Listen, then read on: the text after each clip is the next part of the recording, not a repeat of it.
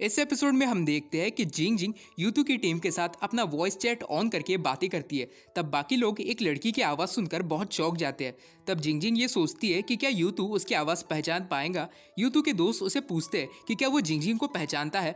वो कहते हैं कि तुम किसी भी अनजान लड़की को ऐसे ही टीम में इन्वाइट नहीं कर सकते। यूतू उनके कोई भी सवाल का जवाब नहीं देता। तब जिंग जिंग सोचने लग जाती है कि यूतू शायद उसे नहीं पहचान पाया। इसके बाद वो लोग फिर से अपने गेम को कंटिन्यू करते हैं और यूतू फिर से अपने किलिंग स्प्री पर लग जाता है। उसके स्किल्स बहुत ज़्यादा अमेजिंग होते हैं और आखिर में उसी की वजह से उनकी टीम ये गेम जीत भी जाती है। अगले दिन जिंग जिंग अपनी असिस्टेंट शाओजू को कहकर गेम में बहुत सारी स्किन्स को खरीद लेती है। इसके बाद उसका एक फोटोशूट होता है और फोटोशूट के बाद शाओजू उसे उसके नए स्किन्स और कैरेक्टर्स दिखाती है। जिंग जिंग देखती है कि उसे गेम के अंदर बहुत सारी फ्रेंड रिक्वेस्ट भी आई है। इसके बाद जिंग जिंग यूतू के दोस्तों को कुछ स्किन्स गिफ्ट कर देती है ताकि वो लोग उसे मैचेस में और ज़्यादा इन्वाइट करें। और रात में उसका ये प्लान सक्सेसफुल हो जाता है। वो लड़के बहुत खुश हो जाते हैं और उसे इन्वाइट कर देते हैं। यूतू का दोस्त यूतू से पूछता है कि तुमने उस लड़की की दी हुई स्किन्स को क्यों नहीं यूज़ किया। तब यूतू कहता है कि मुझे तो कोई स्किन्स नहीं मिली। तब जिंग जिंग ये सोचकर बहुत हंसने लगती है क्योंकि उसने जानबूझकर यूतू को कुछ नहीं दिया होता। इसके बाद यूतू अपने दोस्त पर अटैक करके उसके साथ मजाक करता है। तब जिंग जिंग ये देखकर सोचती है कि यूतू अभी भी पहले जैसा अनोइंग है। इसके बाद वो लड़के जिंग जिंग को कहते हैं कि वो लोग एक रैंकिंग मैच खेलने वाले हैं जिसके लिए रैंक्स की ज़रूरत पड़ती है और जिंग जिंग के पास तो अभी कोई रैंक्स नहीं है। इसीलिए जिंग जिंग को छोड़कर वो सब लोग अगले लेवल में चले जाते हैं। तब जिंग जिंग सोचती है कि उसने बेकार में ही वो स्किन्स खरीदी, वो तो बाकी लोगों के साथ आगे के लेवल में भी नहीं जा सकती। इसके बाद यूतू अपने दोस्त के लिए 2 अलग अलग मैच जीतकर उसका रैंक बढ़ा देता है और अपने दोस्त से कहता है कि मैंने तुम्हारे रैंक बढ़ा दिया, अब इसके बदले में तुम्हें घर के सारे काम करना पड़ेगा। इसके बाद जिंग जिंग बस यूतू का गेम प्ले देखने में लग जाती है और अपने आप से कहती है कि आखिर मुझे क्या हो गया है। मैं अब 30 साल की होने वाली हूँ पर मुझे कोई लड़का सिर्फ इसलिए पसंद आ रहा है क्योंकि मुझे उसके गेमिंग स्किल्स अच्छे लग रहे हैं। ये कैसे हो सकता है।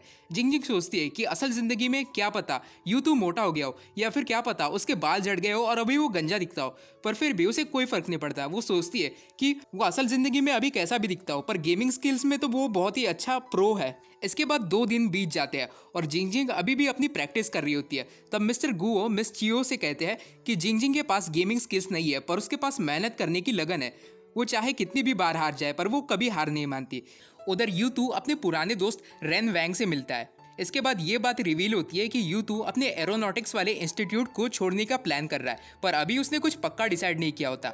उसका दोस्त उससे पूछता है कि तुम इतने सालों से वहाँ पर काम कर रहे हो, वहाँ पर काम करना तुम्हारा बचपन का सपना था और अब तुम वो रिजाइन क्यों कर रहे हो। यूतू कहता है कि इसके पीछे कोई पर्सनल रीज़न है। तब उसका दोस्त कहता है कि ठीक है, मैं तुम्हें फोर्स नहीं करूँगा, वैसे भी हमें एक्सपीरियंस के बाद ही पता चलता है कि हमारे लिए क्या चीज़ सही है और क्या चीज़ गलत है। इसके बाद रेन वैंग उससे कहता है कि अगर तुम सच में उस इंस्टीट्यूट को छोड़ने वाले हो तो तुम हमारी कंपनी को भी ज्वाइन करने के बारे में मत भूलना। इसके बाद यूतू का दूसरा दोस्त उसे बताता है कि उसके हाई स्कूल के चैट रूम में किसी ने उसके और जिंग जिंग के बारे में कुछ शेयर किया है। उधर जिंग जिंग यूतू के ऑनलाइन आने का वेट कर रही होती है। कुछ देर बाद उसे पई पई का कॉल आता है। पई पई उसे बताती है कि कुछ लोग उनके हाई स्कूल के चैट रूम में यूतू और जिंग जिंग के बारे में झूठे रूमर्स फैला रहे थे। तब यूतू ने उन रूमर्स का एक जवाब दिया और कहा कि उसने कभी भी जिंग जिंग से कुछ बुरा भला नहीं कहा। यह सुनकर सारे हेटर्स चुपचाप हो गए थे। इसके बाद हमें एक फ्लैशबैक दिखाया जाता है जिसमें जिंग जिंग यूतू से पूछती है कि क्या वो उसकी गर्लफ्रेंड बन सकती है। तब यूतू ने उससे कहा था कि सॉरी पर मेरे पास गर्लफ्रेंड के लिए टाइम नहीं है। जिंग जिंग ने उसे पूछा था कि तुम ऐसा क्यों कह रहे हो, क्या तुम्हें लगता है कि गर्लफ्रेंड रखने से तुम्हारी स्टडीज़ पर इफेक्ट पड़ेगा। तुम स्पोर्ट्स में भी इतने अच्छे हो और नॉवेल्स भी पढ़ते हो, तब भी तुम स्टडीज़ में इतने अच्छे से स्कोर कर लेते हो। तब यूतू ने बस उससे इतना कहा था कि ऐसा कुछ भी नहीं है और उसे सॉरी कहकर वहाँ से जाने वाला था, पर जिंग जिंग ने उसे रोक कर कहा था कि तुम्हें मुझे सच तो बताना ही होगा। तब यूतू ने कहा था कि सॉरी पर मुझे कोई ऐसी लड़की चाहिए जो बिल्कुल मेरी तरह हार्ड वर्किंग हो। इसके बाद जिंग जिंग पई पई से यूतू के उस मैसेज का स्क्रीनशॉट लेकर उसे भेजने के लिए कहती है। जिंग जिंग उस मैसेज को पढ़ती है जिसमें यूतू ने लिखा होता है कि उसने जिंग जिंग से कभी कुछ ऐसा बुरा भला नहीं कहा। अगर फिर भी जिंग जिंग को उसकी बातों से बुरा लगा हो तो कोई भी जिंग जिंग को उसकी तरफ से माफ़ी मांग लेना। इसके बाद वो यूतू को भी गेम में कुछ गिफ्ट कर देती है। उधर यूतू किसी गहरी सोच में डूबा होता है। तभी उसका दोस्त वहाँ पर अपना सामान लेकर आता है और कहता है कि कुछ टाइम के लिए वो भी वहाँ पर रहने वाला है। इसके बाद वो पूछता है कि जब तुम कहीं और जॉब करने जाओगे तो इस जगह का क्या होगा। तब यूतू कहता है कि मैं बाद में सोच लूंगा। इसके बाद उसका दोस्त उससे पूछता है कि क्या तुम्हारे पेरेंट्स को तुम्हारे इंस्टीट्यूट छोड़ने वाली बात के बारे में पता है। उन्होंने क्या कहा? तब यूतू कहता है कि मैंने उन्हें इस बारे में बताया ही नहीं। फिर उसका दोस्त उसे कहता है कि तुमने जब डिग्री हासिल की थी तब तुम्हें कितनी अच्छी ऑफर्स आए थे, पर फिर भी तुमने एरोनॉटिक्स की फील्ड को चुना। अगर तुम कुछ और चुनते तो तुम अभी साल के 1 मिलियन कमा रहे होते।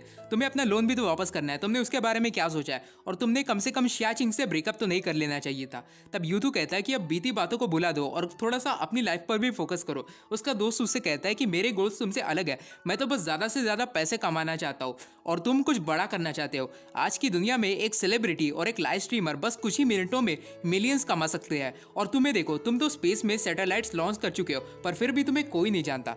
इसके बाद उसका दोस्त कहता है कि तुम्हें बीजिंग वापस चले जाना चाहिए, तुम अपने पुराने दोस्तों से मिलो, और मैंने तो ये भी सुना है कि शियाचिंग अभी सिंगल है, क्या पता तुम दोनों एक दूसरे से फिर से मिलो और तुम दोनों के दिल में फिर से एक दूसरे के लिए फीलिंग्स जाग जाए। और वैसे भी तुम कितने टाइम से सिंगल हो, कहीं ये सब उसी की वजह से तो नहीं? तब यूतू अपने दोस्त को सेंटेंस पूरा करने ही नहीं देता और पहले ही बोल देता है कि ऐसा कुछ भी नहीं है।